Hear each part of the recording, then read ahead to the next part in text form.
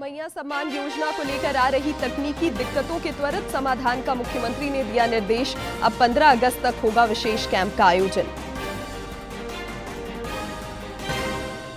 नेता प्रतिपक्ष अमर कुमार बावरी का सरकार पर निशाना, कहा महाठग है हेमंत सरकार। मैया सम्मान योजना को बताया ठगी का नया संस्करण।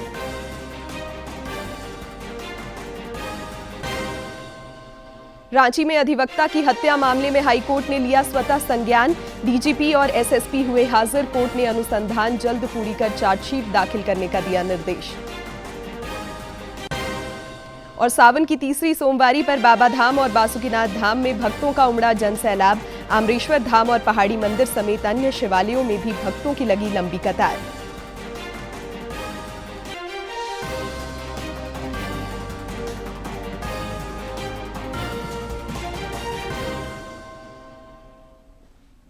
नमस्कार, खबरें झारखंड में आपका स्वागत है। मैं हूं शिवानी कुमारी और अब समाचार विस्तार से।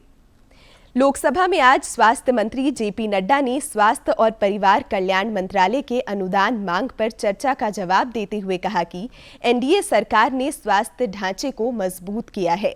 उन्होंने कहा कि देश भर में पहले जहां 387 मेडिकल कॉलेज थी, अब यह संख्या बढ़कर 731 हो गई है। इतना ही नहीं, मेडिकल कॉलेजों में स्नातक की सीटें भी अब 51,348 से बढ़कर 1,12,000 हो गई हैं। 157 medical colleges, 157 medical colleges in one go। और मैं आपको यह भी बताना चाहता हूं कि 387 मेडिकल कॉलेजेस इस देश में थे और आज 731 मेडिकल कॉलेजेस हैं। And now I would like to say about the undergraduate seats. When I talk about undergraduate seats, the seats have increased from 51,348 to 1,12,112 seats. And this is in PG, and the increase is 118%.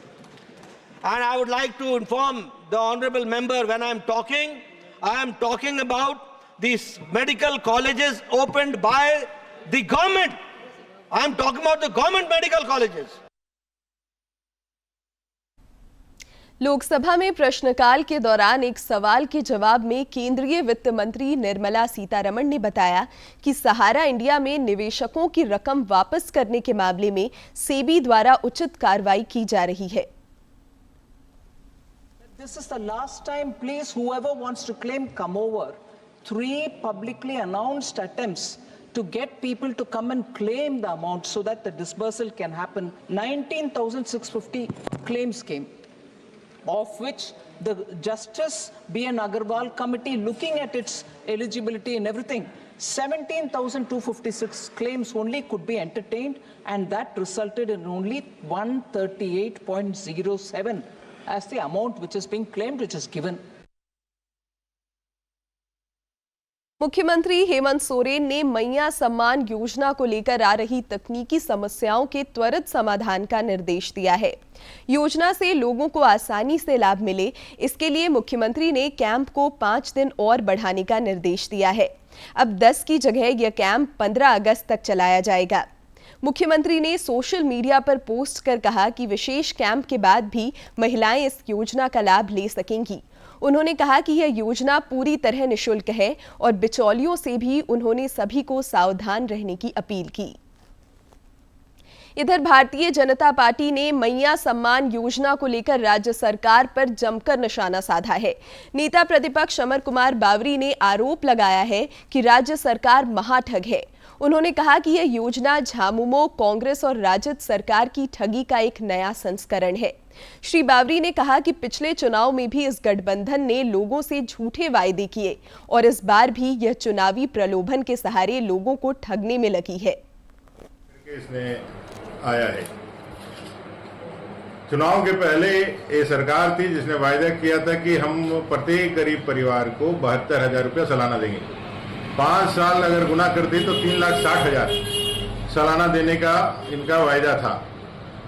आज आखिरी समय में जब ये सरकार जानने वाली है किसी को मिलने वाला नहीं है, लेकिन फिर एक बार चालाकी के साथ लोगों की भावनाओं के साथ खेलने के लिए, ठगने के लिए ये फॉर्म भराने का काम प्रारंभ किया है। मुख्यमंत्री हेमंत सोरेन ने आज डाल्टनगंज रेलवे स्टेशन का नाम बदलकर मेदिनीनगर रेलवे स्टेशन किए जाने के प्रस्ताव पर अपनी सहमति दे दी है। अब इसे केंद्रीय गृह मंत्रालय को आगे की कार्रवाई के लिए भेजा जाएगा। मुख्यमंत्री की सहमति मिलने से पलामू के लोगों में खुशी की लहर है। लंबे समय से इस रेलवे स्टेशन का नाम बदलने की मांग की जा रही थी। शहर का नाम डाल्टनगंज से बदलकर मेदिनीनगर पहले ही कर दिया गया है, लेकिन रेलवे स्टेशन का नाम नहीं बदला गया था। मुख्यमंत्री हेमंत सोरेन ने आज प्रोजेक्ट भवन में झारखंड राज्य सजा पुनरीक्षण परिषद की 31वीं बैठक की अध्यक्षता की। इस दौरान मुख्यमंत्री ने इससे जुड़े कई निर्देश संबंधित अधिकारियों को दिए।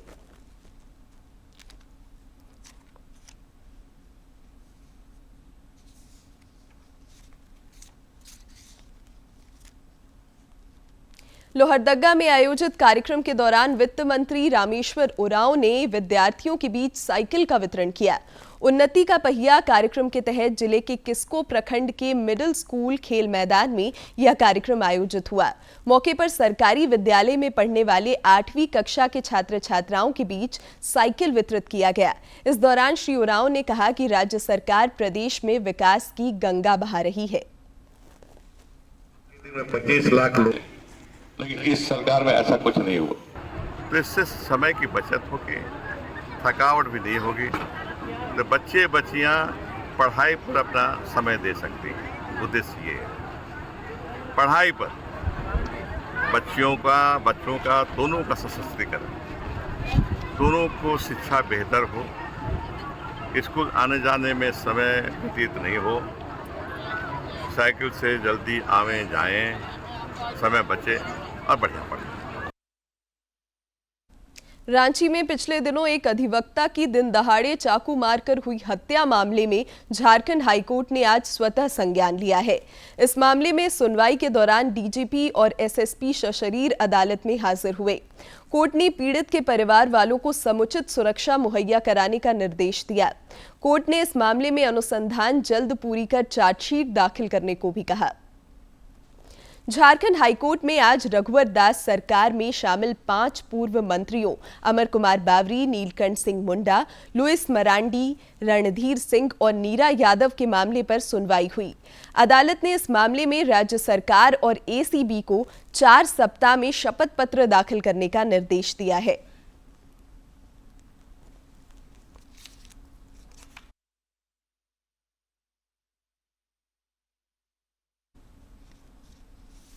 रघुवर दास सरकार के कैबिनेट में 5 पूर्व मंत्रियों अमर कुमार बावरी, नीलकंठ सिंह मुंडा, लुइस मरांडी, रणधीर सिंह एवं नीरा यादव के विरुद्ध आय से अधिक संपत्ति के मामले पर दायर जनहित याचिका पर सुनवाई करते हुए आज माननीय न्यायमूर्ति रंगन मुखोपाध्याय एवं न्यायमूर्ति प्रदीप कुमार श्रीवास्तव की खंडपीठ ने राज्य सरकार एवं एसीबी को 4 सप्ताह के भीतर शपथ पत्र के माध्यम से जवाब दाखिल करने का निर्देश दिया है। एसीबी को उन बिंदुओं पर जवाब दाखिल करना है कि अब तक क्या कार्रवाई हुई है और कार्रवाई किस दिशा में चल रही है। इस मामले की विस्तृत सुनवाई 4 सप्ताह के बाद की जाएगी। मंडलीय आयुक्त एवं मतदाता सूची प्रेक्षक बालकिशन मुंडा ने आज गढ़वा के एक मतदान केंद्र का निरीक्षण किया। साथ ही साथ उन्होंने कई घरों का भी भ्रमण कर सत्यापन कार्य का जायजा लिया। मौके पर उन्होंने घरों पर बीएलओ द्वारा चिपकाए गए स्टिकर का भी अवलोकन किया। साथ ही मतदाताओं से बात कर मतदाता सूची में उनका नाम जुड़ने संबंधी जानकारी प्राप्त की। मौके पर जिले के उपायुक्त शेखर जमुआर, उप विकास आयुक्त, उप निर्वाचन पदाधिकारी समेत अन्य पदाधिकारी मौजूद थे।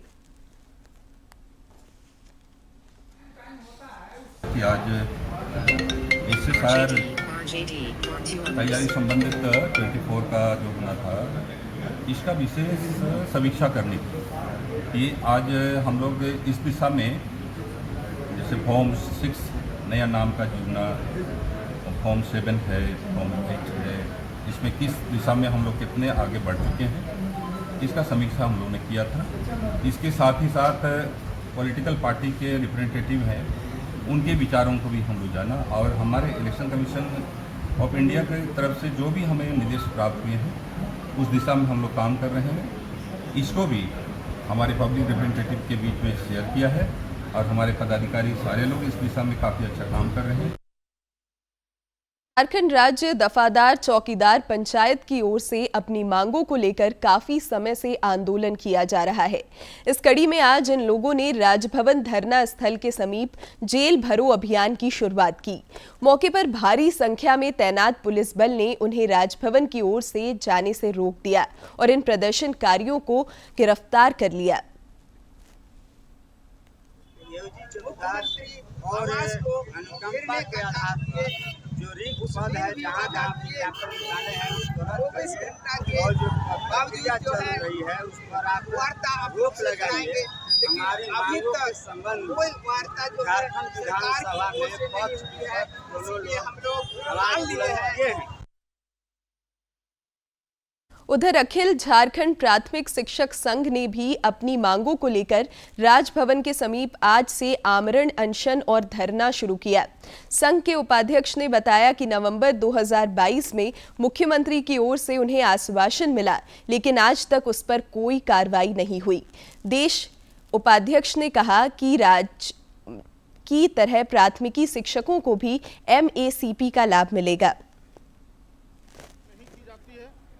अनशन पर विवश से हमारा आंदोलन आगे बढ़ रहा है। अभी तो कोई भी सार्थक पहल नहीं की गई है उनके स्तर से, तो आज हम लोग विवश से आंदोलन को, हमारी प्रमुख जो मांग है, राज्य कर्मियों की भांति शिक्षकों को भी हर 10, 20 और 30 साल में MACP देना, ये सभी कर्मचारी को दी जाती है, लेकिन शिक्षकों को इससे महरूम रखा गया।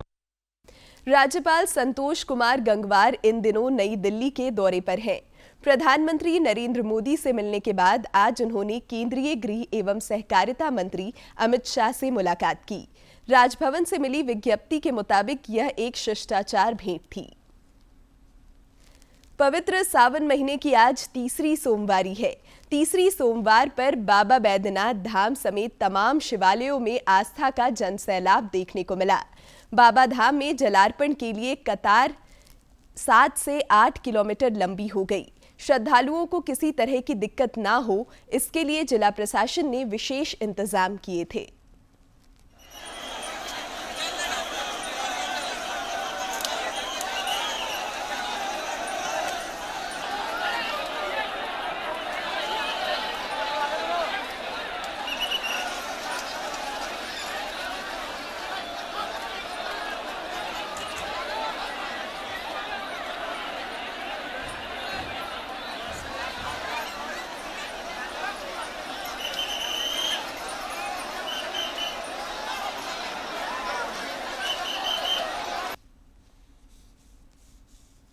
सावन की तीसरी सोमवारी पर जमशेदपुर सिद्धगोड़ा सूर्य मंदिर कमेटी की ओर से महाजलाभिषेक यात्रा का आयोजन किया गया।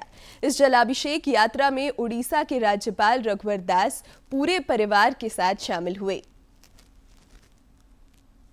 जमशेदपुर में सिद्धगोड़ा सूर्य मंदिर कमेटी की ओर से आयोजित महाजलाभिषेक यात्रा में उड़ीसा के राज्यपाल रघुवर दास ने बारिडी नदी घाट से जल लेकर 3 किलोमीटर हजारों भक्तों के साथ पैदल यात्रा की और सूर्य मंदिर में भोलेनाथ का जलाभिषेक किया। राज्यपाल रघुवर दास ने इस पुनीत कार्य के लिए सूर्य मंदिर कमेटी को बधाई और शुभकामनाएं दी हैं। इस बार भी 3 सोमवारी को सूर्य मंदिर कमेटी द्वारा आयोजित जलाभिषेक यात्रा में हम सब ने देखा हजारों की संख्या में शिव भक्त, महिलाएं, पुरुष, नौजवान उपस्थित थे। सूर्य मंदिर समिति के तमाम पदाधिकारी और समर्थक को मेरी ओर से बहुत बहुत बधाई और देवों को देव महादेव से मैं भी आराधना करता हूं कि हमारे चाहे वो जमशेदपुर हो, झारखंड वासी हो, उड़ीसा वासी हो, देशवासी हो, सबों का भगवान शिव मनोकामना पूर्ण करे, उसके परिवार में सुख समृद्धि आए। पूरे रास्ते पैदल यात्रा करने वाले भक्तों के साथ पूर्व मुख्यमंत्री सह उड़ीसा के राज्यपाल रघुवर दास का लोगों ने फूलों से स्वागत किया। राज्यपाल रघुवर दास ने बताया कि सूर्य मंदिर कमेटी द्वारा सुल्तानगंज से एक टैंकर गंगाजल भी मंगाया गया ताकि जो भक्त सुल्तानगंज जाकर बाबा को जल नहीं चढ़ा पाते हैं वह यहां पर गंगाजल लेकर महादेव को चढ़ाए। इस बार सूर्य मंदिर समिति ने सुल्तानगंज से गंगा जल लाकर जो हमारे कांवरिया शिव भक्त सुल्तानगंज नहीं जा पाते, बाबा धाम नहीं जा पाते, उनको ध्यान में रखकर इस बार एक ट्रक गंगा जल लाकर सभी लोग उसका जल लेकर सूर्य धाम में जलाभिषेक करने का काम किया। उन्होंने बताया कि सूर्य मंदिर धाम के शंख मैदान में 12 ज्योतिर्लिंग की स्थापना इस सावन भर के लिए की गई है ताकि श्रद्धालुओं को यहां भारत के 12 ज्योतिर्लिंग के दर्शन हो जाएं। इसे शंख मैदान में पूरा सावन भर जो हमारे शिव भक्त हैं उनके दर्शनार्थी के लिए जो आर्थिक दृष्टिकोण से 12 धाम नहीं जा पाते हैं उनको ध्यान में रखते हुए सूर्य कमेटी ने 12 धाम का भी दर्शन जमशेदपुर के शिव भक्तों को कराने का काम किया। बैंड बाजे और झांकी के साथ यह जलाभिषेक यात्रा सूर्य मंदिर धाम पहुंची और भक्तों की अटूट आस्था में पूरा शहर बोलबम के जयकारों से गुंजायमान हो गया। जमशेदपुर से राजेश कुमार लालदास की रिपोर्ट। उधर दुमका के विश्व प्रसिद्ध बाबा बासुकीनाथ धाम में भी भक्तों की भारी भीड़ देखने को मिली।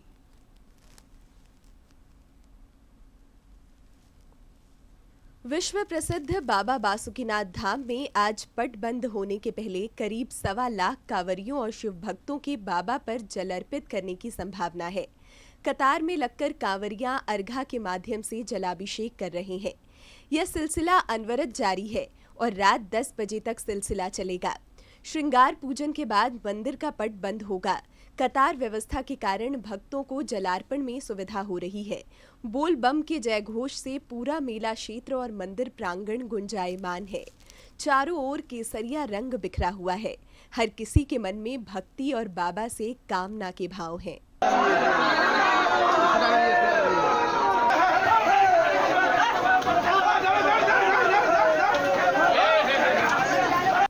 कांवरियों को हर तरह से सुविधा, सुरक्षा और सेवा उपलब्ध कराने के लिए प्रशासन लगा हुआ है।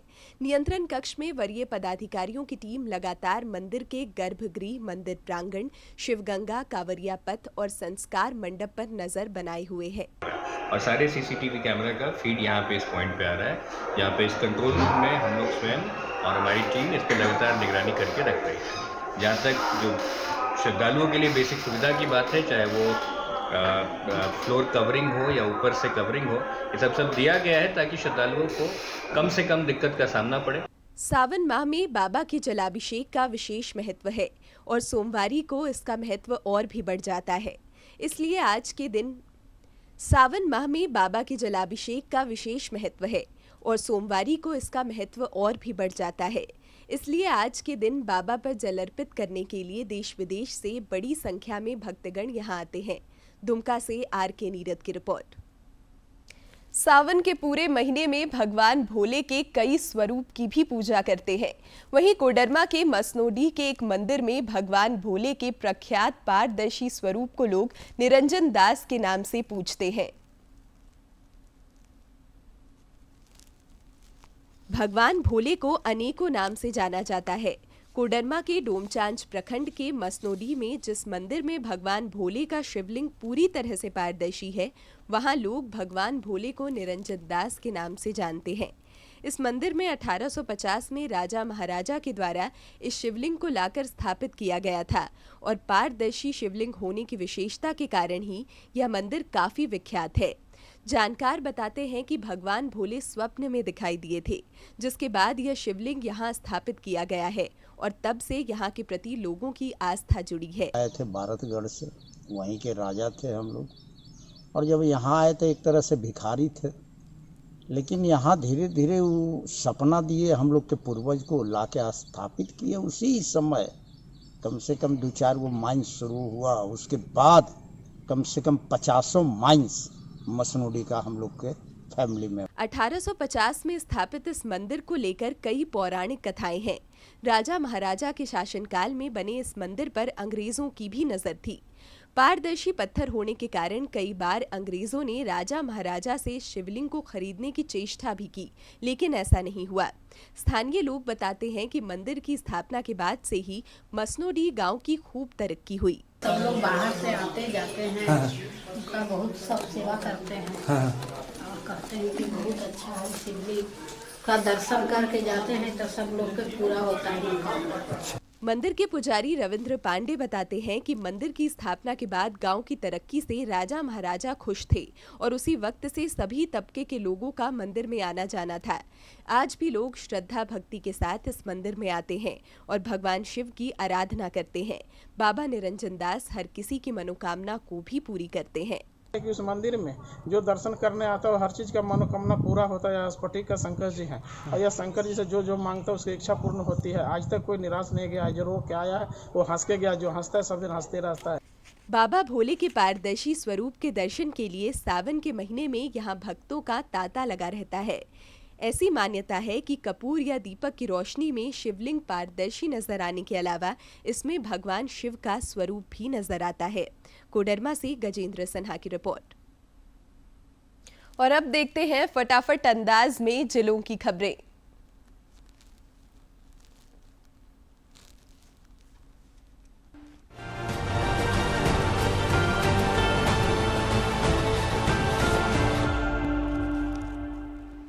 खूंटी के कर्रा प्रखंड में आज कल्याण विभाग की ओर से विशेष शिविर लगाकर परियोजना निदेशक आईटीडीए और प्रखंड विकास पदाधिकारी कर्रा द्वारा 54 बच्चों के बीच साइकिल वितरण किया गया। झारखंड मुख्यमंत्री मैया सम्मान योजना को लेकर पलामू के मनातू में लगाए गए शिविर में महिलाओं ने आवेदन जमा करने के बाद खुशी जाहिर की। मुख्यमंत्री मैया सम्मान योजना के तहत 3 से 10 अगस्त तक जिले के सभी पंचायतों एवं वार्डों में विशेष शिविर लगाया जा रहा है। खूंटी के रनिया थाना अंतर्गत तांबा पंचायत के सरबो गांव में प्रखंड विकास पदाधिकारी रनिया एवं रनिया पुलिस द्वारा ग्राम सभा की बैठक में ग्रामीणों को अवैध मादक पदार्थों की खेती से होने वाले दुष्परिणाम तथा सामाजिक कुरीतियों से जुड़े कानूनी प्रावधानों के प्रति जागरूक किया गया। सावन की तीसरी सोमवारी पर खूंटी के बाबा अमरेश्वर धाम में सुबह से ही भगवान भोलेनाथ का जलाभिषेक करने के लिए भक्तों की भीड़ लगी रही।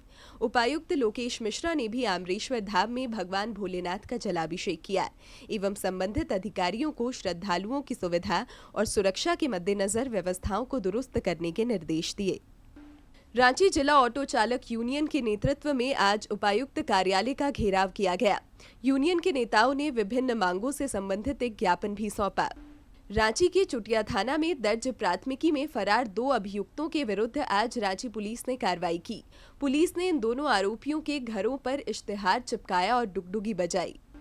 रांची जिला अंतर्गत सिल्ली पुलिस ने 3 चेन स्नैचरों को गिरफ्तार कर जेल भेज दिया है।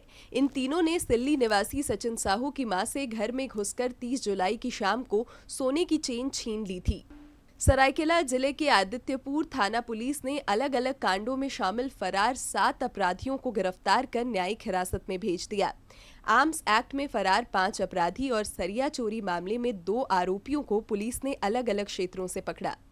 गढ़वा जिले के हरिहरपुर के लोहरगढ़ा और मैरोनी गांव के पास सोन नदी की बाढ़ में फंसे 40 से ज्यादा लोगों का एनडीआरएफ की टीम ने रेस्क्यू किया। रविवार रात सोन नदी में अचानक बाढ़ आ गई थी, जिसके कारण गढ़वा के 1.5 दर्जन ग्रामीण और बिहार के रोहतास इलाके के करीब 2 दर्जन ग्रामीण बाढ़ में फंस गए थे। रांची परिसदन में भारतीय युवा कांग्रेस की बैठक राष्ट्रीय सचिव राजेश सिन्हा सन्नी के नेतृत्व में हुई। बैठक में निर्णय लिया गया कि रांची विधानसभा क्षेत्र से राजेश सिन्हा सन्नी की उम्मीदवारी के लिए शीर्ष नेतृत्व से आग्रह किया जाएगा।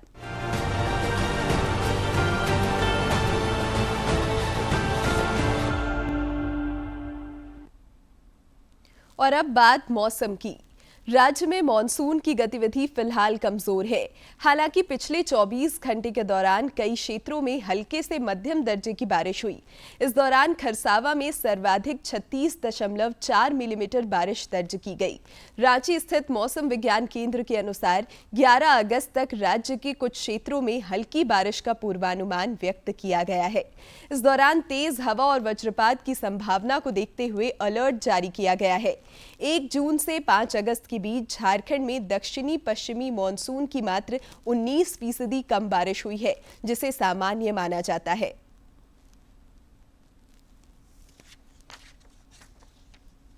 अंत में मुख्य समाचार एक बार फिर।